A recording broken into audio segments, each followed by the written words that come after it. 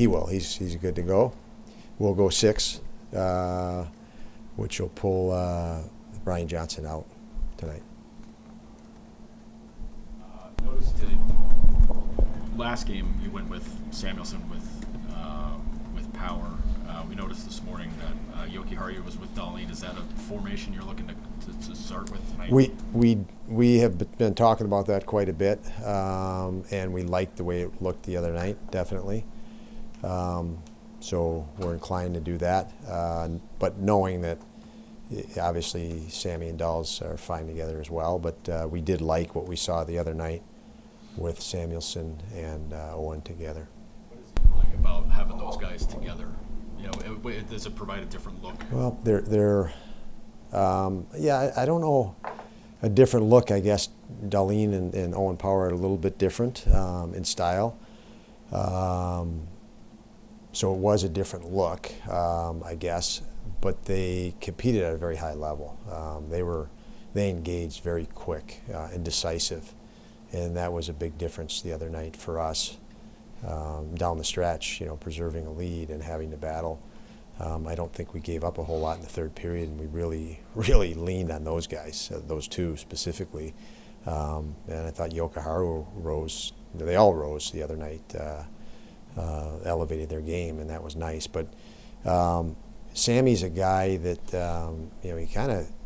he fits with anybody and everybody, and I think Owen, there's more to Owen's game, and the other night Sammy seemed to bring out that more, and that's a good thing. Had to be encouraging to see UPL out there. Is the goal to have him available for when you go on the road trip next week? Yeah, we expect that fully, that he'll be on the road with us next week. And this is, this ailment that he's had is depleted the energy reserve, so he's building himself back up, and he looked good today. I haven't spoken after, but that was another good morning for him. Don, the first goal the other night in Boston, face-off play, those are ones that are challenging. What have you thought about just the way that the group, any line, really, just speaking generally about face-off plays, whether it be a D-zone or offensive zone, and just executing those? I mean, that's a wide-open question there.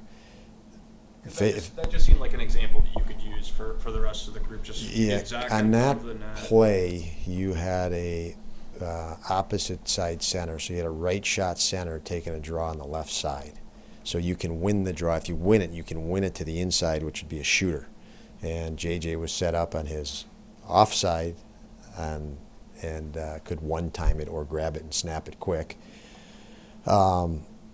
That's. I think when you watch that, you see, and you see how quick JJ released it. You certainly ask yourself, is that something we can replicate more?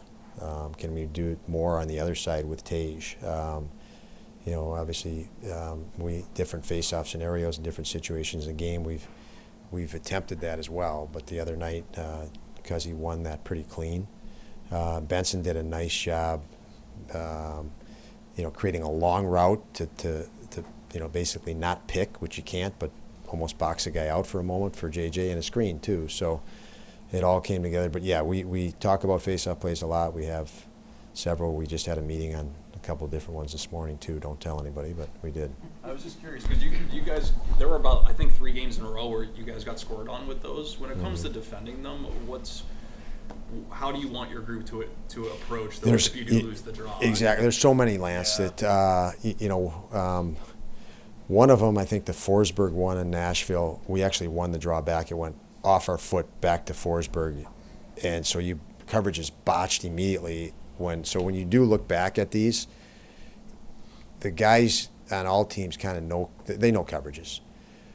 So now you review the film, and a lot of times it's a botch. Like it was going that way, it went off this guy's foot the other way, and by the time you recover, you got a guy that already snapped it.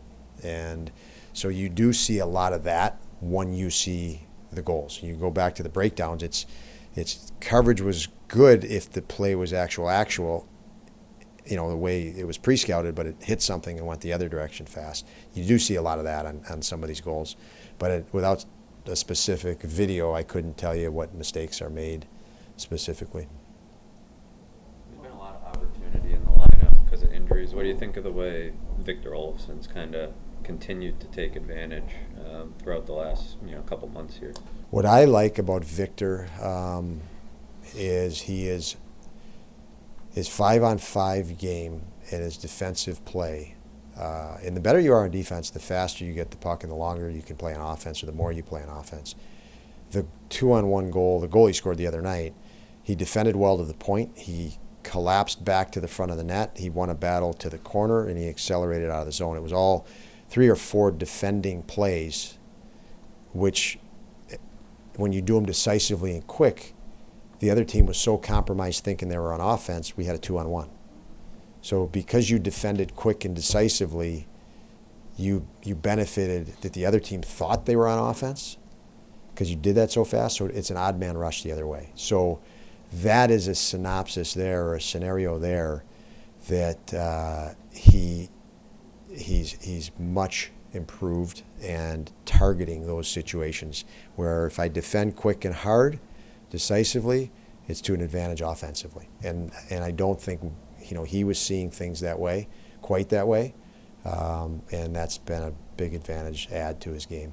He seems like he's been pretty helpful for Roseanne. Like, how nice is it to have an older guy like that's from the same country to kind of ease the transition for him? Yeah, I would think he's a role model for Roseanne, just as a character as a person, and obviously as a player as well. And I think it's nice for both of them.